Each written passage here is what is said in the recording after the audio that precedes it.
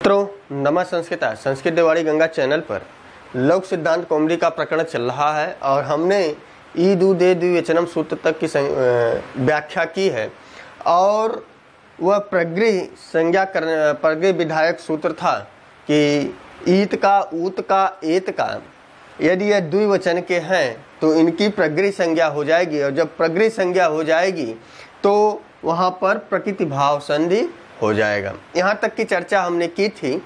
अब आगे हमारा यह भी प्रगृह संज्ञा करने वाला सूत्र है तो यह भी प्रगृह करेगा शब्दों का और जहाँ पर इस सूत्र के द्वारा प्रगृह संज्ञा होगी वहाँ पर भी जो है संधि कार्य नहीं होंगे। और इस सूत्र का नाम ही है अदसोमात। अदस एक सर्वनाम है जिसका अर्थ होता है वह। अदस क्या है? एक सर्वनाम है और जिसका अर्थ होता है वह। और इसका जो रूप चलता है तो चलता है इसका रूप असौ, अमु और आपका अमी। प्रथमा विभक्ति एक वचन का रूप है असौ, अमु, अमी। तो यह सूत्र बताता है कि अदस शब्द का मात। तो मात क्या है इसकी चर्चा हम अभी आगे करेंगे। तो अदसो मात, इसकी थोड़ी सी हम वृत्ति पढ़ लें कि अस्मात्, अस्मात् अर्थात अदस, परावीतौ, परावीदूतौ। यदि अदस शब्द के बाद जो माँ है, अदस शब्द में जो माँ है, अस्मात् दिया है तो अदसोमात अर्थात अदस शब्द में के बाद यदि पर में म के बाद इकारांत या उकारांत आवे, ईत आए चाहे ऊत आए, लेकिन वह ईत ऊत कहाँ होना चाहिए? म के बाद तुरंत होना चाहिए। तो जब अदस शब्द का आप रूप जब पढ़ेंगे तो वहाँ पर केवल दो द्वितीया में भी जो है द्विवचन में अमु बनता है और असो प्रथमा एक द्विवचन और बहुवचन में भी अमु अमी बनता है। तो केवल ये दो जगह या तीन जगह ये रूप बनते हैं कि जो म के बाद केवल ईत और ऊत आता है। तो इसमें यही दिया अस्मात् परावीदूतौ कि यदि अदस शब्द के बाद ई और ऊत आए, ईत और ऊत आए या बड़ी इकारांत या उकारांत आए तो उनकी क्या हो जावे? प्रगृहौ अस्तः। उस ईत की और उस ऊत की क्या हो जावे? प्रगृह संज्ञा हो जावे। बस सूत्र का यही अर्थ है कि अदस शब्द के बाद यदि जो है ईत और ऊत आता है तो उस ईत और ऊत का क्या हो जावे? प्रगृह संज्ञा हो जावे। तो अदसो मात से माने अर्थात म के बाद ईत ऊत आए। सूत्र यही बताएगा कि अदसो मात में अदस शब्द के बाद जो है अर्थात अदस शब्द में मकार के बाद यदि ईत ऊत आता है तो वहाँ पर क्या हो जाएगा? उसकी प्रगृह संज्ञा हो जाएगी, अन्यथा और कहीं नहीं होगी, केवल अदस शब्द होना चाहिए। अगर इसके बाद किसी और सर्वनाम में माँ के बाद ईत ऊत आएगा तो वहाँ पर उसकी प्रगृह संज्ञा नहीं होगी। लेकिन यहाँ दिया है अदस, तो अदस शब्द में ही अगर ऐसी कंडीशन बनेगी तभी होगा। तो यहाँ पर देखने लायक बात है कि अदस शब्द के बाद अस्मात् परावीतौ। तो जैसे एक उदाहरण लेते हैं, एक उदाहरण है अमी ईशा, अमी ईशा। तो वह सब ईश्वर है। तो यहाँ पर क्या हो जाएगा? अमी। अमी का अर्थ है माँ के बाद क्या है? तुरंत बड़ी ई है। तो जो इस सूत्र के हिसाब से है, अर्थात इस सूत्र के नियम इस पर लग रहे थे, उसके बाद तुरंत स्वर व्यंजन था। यहाँ पर अकः सवर्ण दीर्घ से दीर्घ हो जाना चाहिए था, लेकिन अदस शब्द का अमी शब्द होने के कारण और म के बाद ईत होने के कारण इस अमी की क्या हो गई? प्रगृह संज्ञा हो गई। जब इसकी प्रगृह संज्ञा हो गई तो प्रगृह संज्ञा हो जाने पर क्या होता है? तुरंत जो है यहाँ पर संधि कार्य नहीं होंगे, जब संधि कार्य नहीं होंगे तो यहाँ पर क्या हो जाएगा, जैसा था वैसा रूप हो जाएगा, जैसा था वैसा रूप हो जाएगा। तो आपके प्रश्न बन सकते हैं कि अमी प्लस ईसा में संधि है, तो अमी प्लस ईसा में प्रकृति भाव संधि है। एक और उदाहरण लेते हैं, जो हमने आपको अदस शब्द का रूप बताया था कि प्रथमा विभक्ति के द्विवचन में रूप बनता है अमु। प्रथमा विभक्ति के द्विवचन में रूप क्या बनता है, अमु बनता है। तो यहाँ पर अमु आस्ते, तो यहाँ पर दिया है कि दो लोग बैठे हैं, तो यहाँ पर भी जो है संधि कार्य हो रहे थे, उस संधि कार्य को बांधकर क्यों बांधा गया, क्योंकि यह अदसो मात्र सूत्र से अमु की क्या हो गई, प्रगृह संज्ञा हो गई। कभी आप जो है इसको ईत ऊत एत द्विवचनम से यह इसकी प्रगृह संज्ञा मत करिएगा, है दो वचन का, लेकिन यहाँ पर सूत्र क्या लगा है, अदस का शब्द है। तो अदस शब्द में ऐसे नियम है कि मात्र के बाद यदि ऊत होगा तो वहाँ पर उसकी क्या हो जाएगी, अदसो मात्र से तुरंत जो है उसकी प्रगृह संज्ञा हो जाएगी। अमु प्लस आस्ते, तो इसका रूप क्या है, जब प्रगृह संज्ञा हो गई तो इसका भी जो रूप है जैसा था वैसा रह जाएगा। तो इसमें फिर लिखा है कि मात किम, इस सूत्र में मात पद क्यों पढ़ा गया। यदि मात पद नहीं पढ़ते तो अन्यथा अन्य जगहों पर भी क्या होता, प्रकृति भाव अर्थात प्रगृह संज्ञा होने लगता।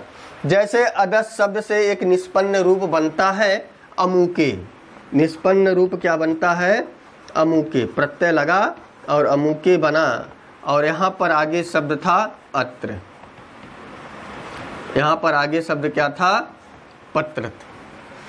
तो अब यहाँ पर अदस शब्द है, कंडीशन है कि अदसो यानी अदस शब्द है, अदस शब्द के बाद एत भी है, ई दू दे द्विवचनम से भी एत की अनुवृत्ति आ गई। तो जब एत की अनुवृत्ति आ जाएगी तो यहाँ पर क्या है, जो है यह भी प्रगृह संज्ञक होने लगता। तो इसीलिए उन्होंने कहा कि माँ के बाद ही, अर्थात यह जो एकांत दिखाई पड़ रहा था, जो ए अंत में दिखाई पड़ रहा है, वो माँ के पर में नहीं है, वह किसके पर में है, क के पर में है। इसीलिए यहाँ पर मात बोला कि माँ के बाद ही यदि ईत ऊत होगा तभी वहाँ पर उसकी प्रगृह संज्ञा होगी। अब अमुके अत्र में जब यह सूत्र नहीं है, अदस ही शब्द, इतना ध्यान रखिएगा, लेकिन है क्या, माँ के बाद नहीं है, जो एकारांत है वह माँ के बाद नहीं है, क के बाद है। तो यहाँ पर जो है संधि होने लगी, और संधि कौन कौन सी होने लगी, दो संधियां थी यहाँ पर, एचो अवा याव, एचो अवा याव। एक सूत्र है एंग एंग पदांता दति, एक सूत्र क्या, एंग पदांता दति। तो दोनों नियम इसमें लग रहे हैं। एच प्रत्याहार के बाद यदि अ आए तो वहाँ क्या है, एच के बाद कोई भी आए तो वहाँ पर क्या हो जाता है, आए आओ हो जाता है। दूसरा है एंग, ए भी है, एंग के बाद अर्थात ए ओ के बाद आए तब क्या हो जाता है। तो अब यहाँ पर जो है हमें दो चीज़ देखना है, ये सूत्र लगाएंगे कि ये सूत्र लगाएंगे, दोनों में अंतर समझ लीजिए कि एचो अयवायव क्या कहता है और एंग पदांता दति क्या कहता है। एचो अयवायव कहता है कि एच हो, लेकिन वह कहीं का भी एच हो, वह कहीं का भी एच हो तो वहाँ पर आय आओ हो जाता है। एंग पदांता दति कहता है कि एंग हो लेकिन वह क्या हो, पदांत हो। तो जिस अमुके में जो ए दिखाई पड़ रहा है वह पदांत का है, इसीलिए यहाँ पर एचो अवायाव नहीं लगा, लगने उसकी नियम के दृष्टि से अभी सूत्र लगता, लेकिन दोनों में अंतर यही है कि यह अपदांत एच का क्या करता है, आय आओ करता है, और यह क्या है, पदांत एंग का अर्थात ए ओ का क्या करता है, पूर्व रूप करता है। दोनों में आप अंतर समझ गए। तो यहाँ पर कौन सा सूत्र लगेगा, क्योंकि यह अमुके में जो ए दिखाई पड़ रहा है वह पद के अंत का है, इसीलिए यहाँ एंग पदांतादति से जब संधि कार्य हुआ तो यहाँ पर क्या बन जाएगा, अमुकेत्र। क्या बन जाएगा, अमुकेत्र बन जाएगा। क्लियर हो गया। तब कभी पूछा जाए अमुकेत्र में कौन सी संधि है, तो पूर्व रूप संधि है। तो इस सूत्र में हमने जाना कि अदस शब्द के बाद यदि ईत ऊत हो तो उसकी क्या हो जाती है, प्रग्रह संज्ञा हो जाती है।